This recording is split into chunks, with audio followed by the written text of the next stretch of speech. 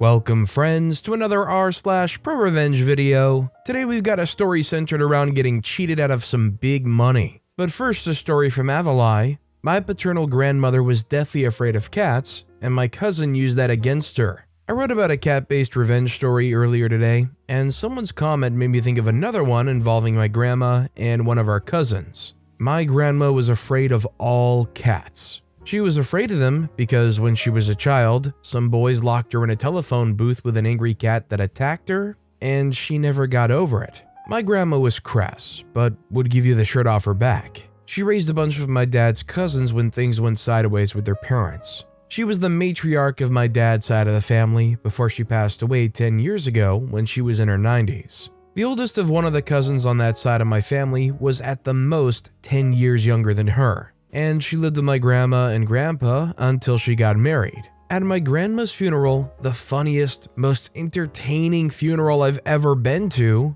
everyone told stories about her and laughed until our faces hurt. This particular cousin told a story I'd never heard before about a World War II air raid drill. She explained how during the drills you had to go indoors, close all the blackout curtains, shut all the lights, and wait silently. Earlier that day, my cousin had done something to annoy/offend my grandma, not a difficult thing to do, and my grandma's response was to lock my then teenage cousin out of the house for a few hours. Well, later that night, when the air raid drill sirens went off, before coming inside, my cousin went and grabbed the neighbor's extremely sweet and affectionate indoor-outdoor cat and snuck it in the house. Then, once all the curtains were drawn and all the lights were out, she walked the cat over to the bottom of the stairs where my grandma was sitting. The cat then meowed and gently rubbed against my grandma's leg trying to get petted. If the Germans had dropped bombs on us that night, I swear none of them would have been able to hit the house. They would have exploded mid-air from the sheer magnitude of her screams. I think more than anything that this is a display that you shouldn't let your enemies or those close to you know all of your fears. You give one person something they can weaponize against you, and you might just come to pay for it one day. It's like telling somebody that's close to you that you're ticklish, or even like where you're ticklish. At some point, because you told them, they're probably going to torture you with it. Do you think it's crossing the line using fears or phobias like that against people, especially as a form of revenge? Let me know what you guys think in the comments down below. Our next story is from Nummy Dumpling, Satisfying Petty Roommate Revenge. A few years ago in college, I used to live with 4 other roommates, and one of them, we'll call her Emily, was the freaking worst. I'll preface it by saying she's way easier to be around now, and I actually told her this story which ended with laughs. But she would verbally scream at us if she thought we touched her stuff. I remember the first time it happened, we just moved in and she put her silverware in our public drawer. Didn't specify that she didn't want anyone else using it, and one of us had the misfortune of randomly grabbing her fork. And she screamed, "Hey you freaking stupid pieces of crap, does this look like it belongs to you?" Holding up said fork. "No? Then why the freak is it in the dishwasher?" I remember instantly thinking, crap, I just signed a lease with this person. We were all super taken aback and just said, okay, if you feel that strongly about others using your utensils, maybe you should claim a shelf and keep them separate. She essentially went like, oh, okay, and that was that. But it got worse, and each and every time she'd just really tear into you and call you insulting names for not knowing something she never communicated. The final straw was when someone drew a smiley face in the dust on her rear windshield. Now, she parked on the street, drove to campus, and worked at a nearby mall, so many people could have done this horrendous act. But sure enough, she comes storming home to us chilling in the living room watching something and goes, "Which one of you freakers did this?" And she shows us a picture of the smiley face. "I know it was one of you, fess up." We just sat there like, none of us did that. We've all been here. She screamed, stormed off to her room, slammed the door. So for the rest of the time I lived with her, every time she'd yell at us for dumb crap, I'd get justice by going to her shelf of precious kitchen stuff, which had pans, cutting boards, utensils, etc. And she also had some chopsticks. Now, these chopsticks were laid out perfectly, all lined up in a row, all faced the same direction. So I'd flip a single chopstick the wrong way and leave.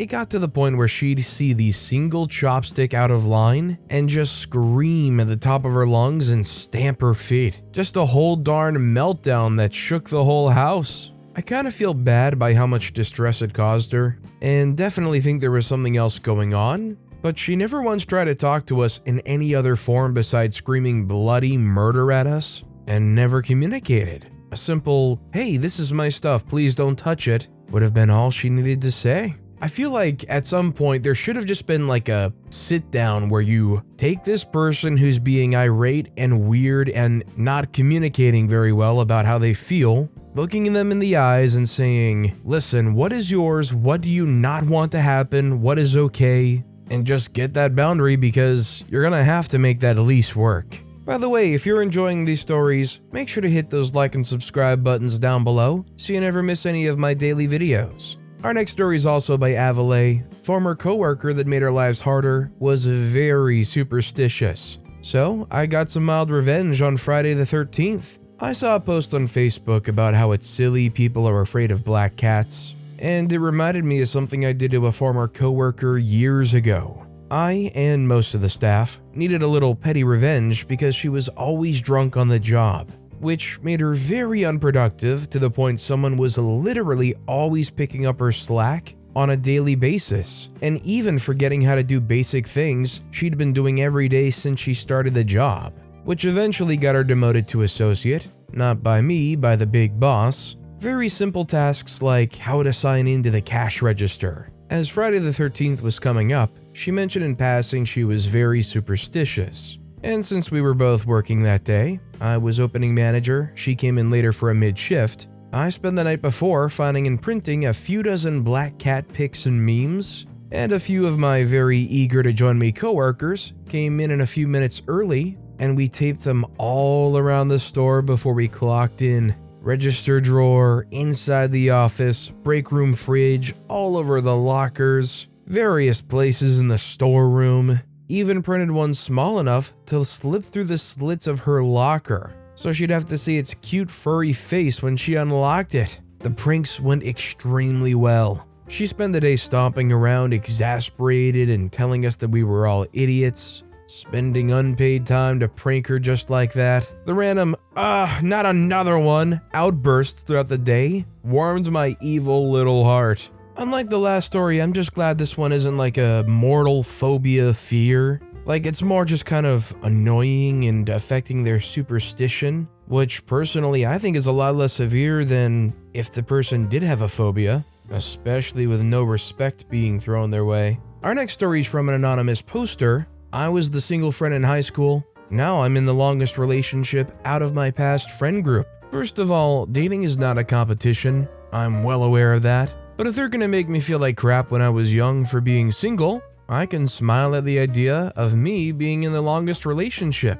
My friends in high school used to make comments making me understand that I wasn't good enough to have a boyfriend. Comments about my fashion, attitude, health issues, etc. I was told I'd have to really appreciate if a guy showed interest in me despite my health issues, that I should change how I dress, and I was too loud or annoying or insert other thing about me. It made me sad, but I felt like they were telling the truth. Then I started dating a sweet guy who disagreed. I specifically remember one friend being really upset about being single and saying, "Even she has a boyfriend," while pointing at me. A girl not in my friend group also once asked why my boyfriend was dating me since he was attractive. I was used to stuff like that. I lost contact with them because life, but one day I got a text from one of them. One of the first questions she asked was if I was still with the same boyfriend.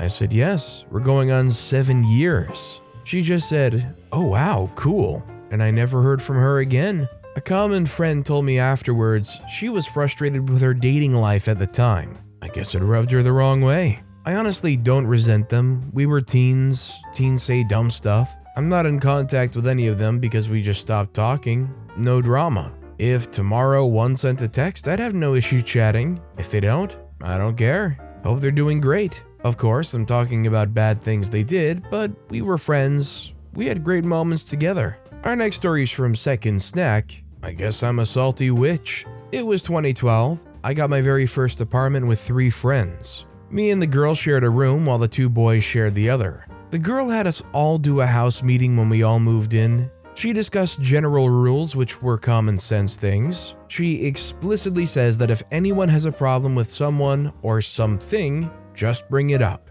Okay, no big deal. However, she quickly became the only one in the house to have issues, and yet she never brought it up.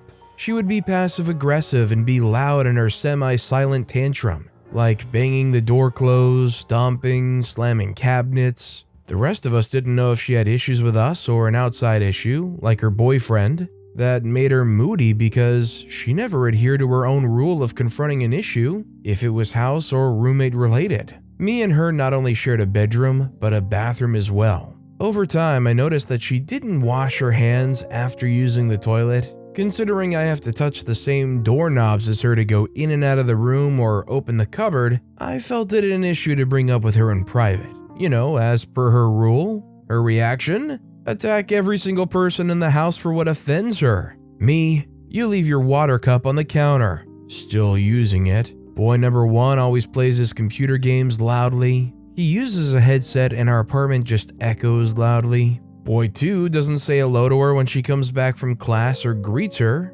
What? She proceeds to call me a salty witch, and for the rest of our time together, she continues to be passive-aggressive and gets even worse. Stealing money from people's wallets, throwing away something that wasn't trash and wasn't hers, hiding a possession to inconvenience someone else, etc. If I said anything to her about anything, she defaulted to calling me salty. So, I decided to get my revenge. She made living with her uncomfortable the second she was ever in the apartment with anyone else. I decided to make her physically uncomfortable. I took some table salt and would sprinkle some in her bedding, enough to make her toss and turn and wonder what the freak was making her so itchy. Salt, because it doesn't attract ants, was small and white to blend in with her bedding, and because it was a safe enough spice to not stain her sheets or be obvious that it was a kitchen spice. She never got another good night's sleep for long. I'd give her a day or two of salt-free sleep to make her think the issue was gone.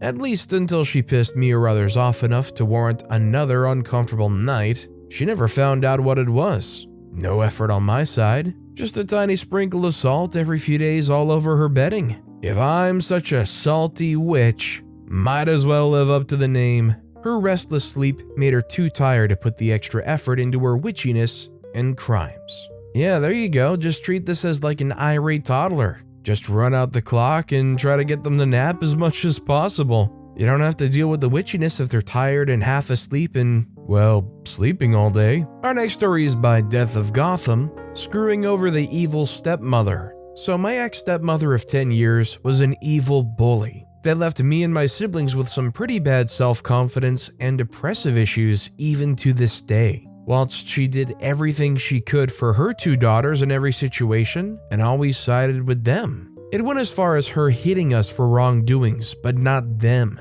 My sister has epilepsy and knows when she was about to have an episode, so my ex-stepmother and my dad had one of 2 doorbells in their bedroom that she could ring and warn them, and they could make sure she was safe. The second was unused. When she became the ex-stepmother and her and my dad separated, she stayed in my house whilst finding a new place. Obviously, her and my dad didn't sleep together anymore, and when asked to put the other doorbell in her room at night for my sister's safety, she said, "I'm not being woken up by her. She's not my daughter." That day, she was dead to me. Up to then, the separation was pretty amicable. Ended up with her physically assaulting my dad and hacking his emails and dating apps. But after that, I was done. More so than even my dad was. So it came time to move, and I had the day booked off weeks in advance to help her move stuff into her new apartment. And being a big stocky guy, and my dad working that day, it was pretty important that I was there to help her get the heavier things up the stairs to her new place. All I know is if I found myself in this situation, I probably already wouldn't be offering my help, but especially after witnessing that go down, and the heartlessness and cruelness and lack of any care, that person would be dead to me too. Irrevocably dead.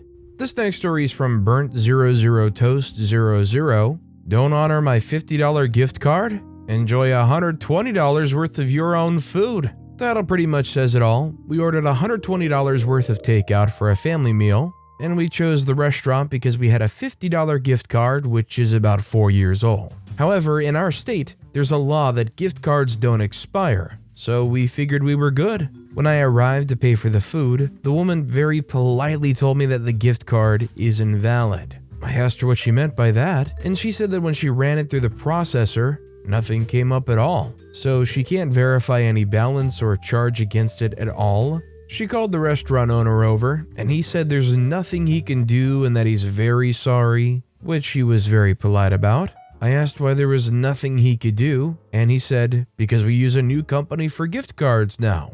I asked if he could give us a discount on the food at all, and he politely declined. At this point, I politely grabbed the gift card back, turned around, and walked out. I hope the kitchen staff enjoys their meals. Do you guys think in a situation like this where somebody has such an old gift card that they don't even use the same vendor anymore, that the manager or owner or whoever should have tried to offer some kind of discount just to be polite to them? Or do you think OP should just kind of let a 4-year-old gift card go? I'd like to know what you guys think down in the comments. Our next story is from Daily Joe. My roommate never gets her laundry. This one's pretty simple, but I have a roommate who always leaves her clothes in the dryer for long periods of time, sometimes even for days. At first, I would simply take it out and put it in her basket and move on. Her basket would still stay there for days. Until that is, she got an idea that if she doesn't include her basket anymore, then it would force me to carry her clothes all the way upstairs to her room.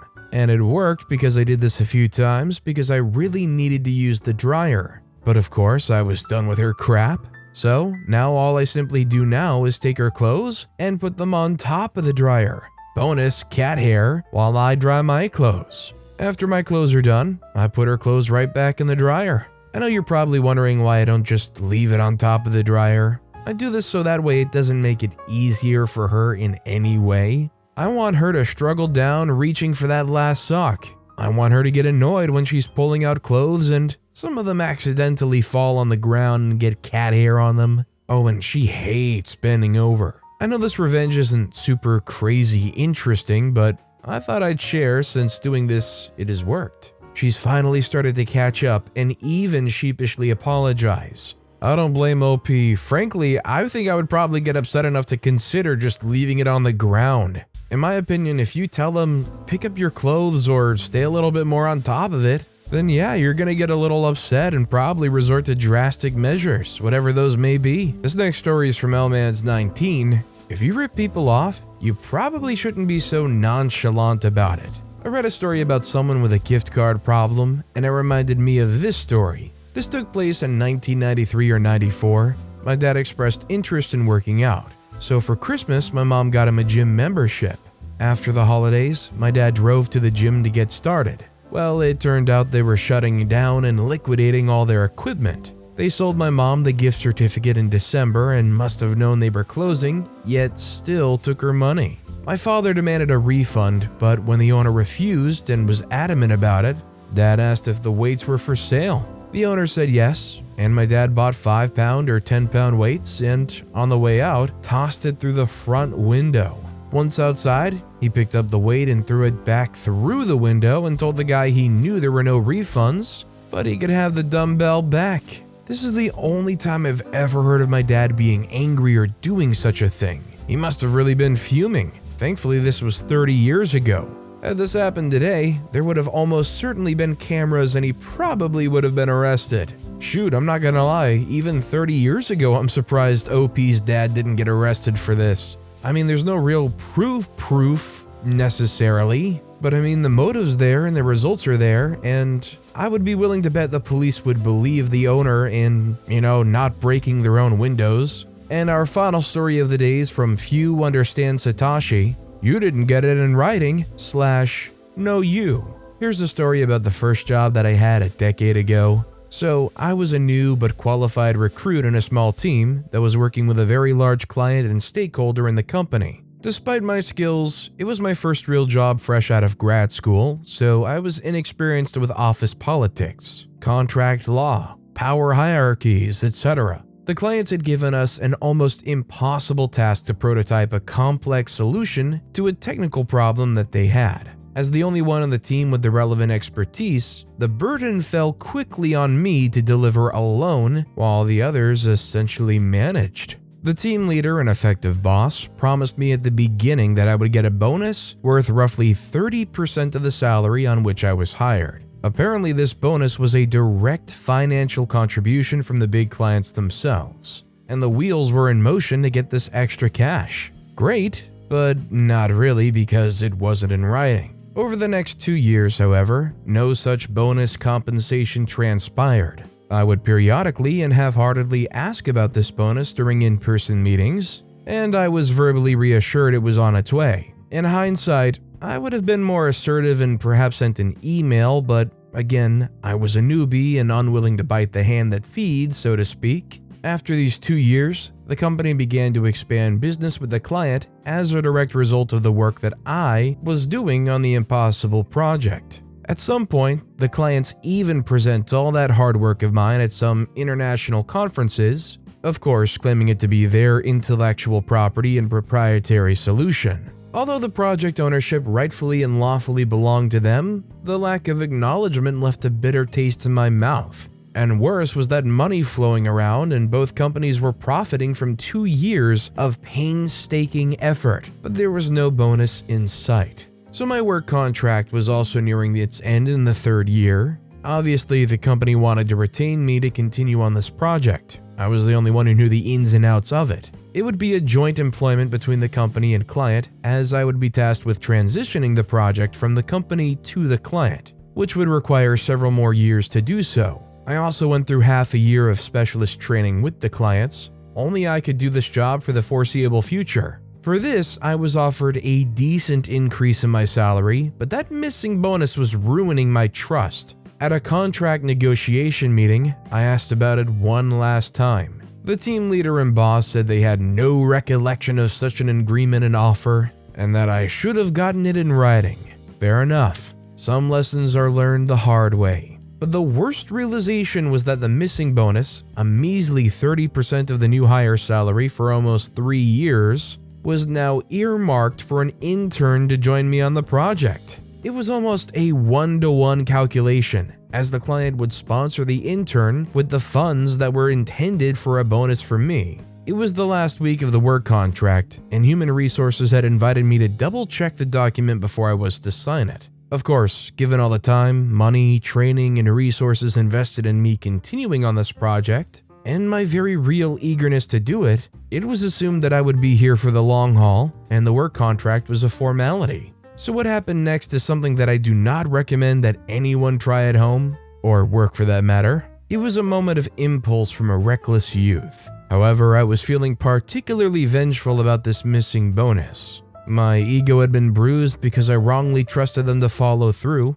but I was not clever enough to get the agreement in writing. Well, Uno reverse card moment. There was also no written agreement on my end, so I'd not yet signed the contract. I carefully double-checked my emails, and there was nothing in writing where I agreed to continue on this project, or even this job. In fact, I'd just been verbally enthusiastic about the project during meetings with my boss and the clients. The first new workday rolls around, when I'm officially no longer employed at the company or with the clients. I gave no notice and no warnings. I just abandoned them. On the previous day, I'd left my company pager and phone in the office locker. I had to sacrifice a few personal possessions on the office desk. I logged out of the work email and messenger system so they couldn't reach me. I'm not sure how they responded because I ignored and deflected every single communication which came my way for the following months. It was bliss knowing that I probably caused this company a major catastrophe for the next few years at least.